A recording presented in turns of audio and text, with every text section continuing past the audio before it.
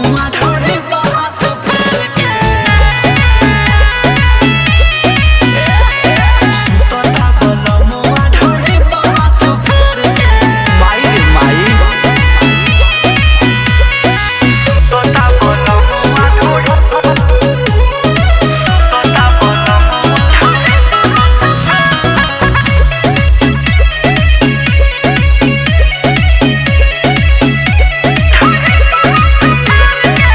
मन सिहराए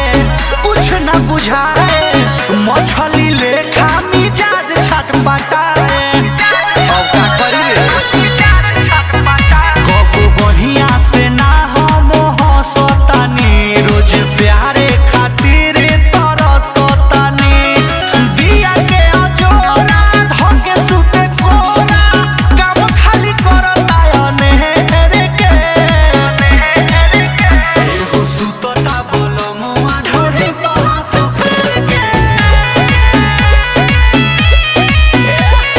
सुतता बल मुआ ढोली बात फेर के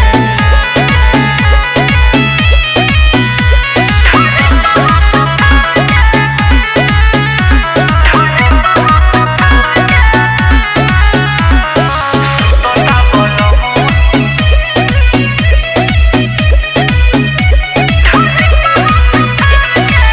करेला चुमा चाटी बजरा में साटी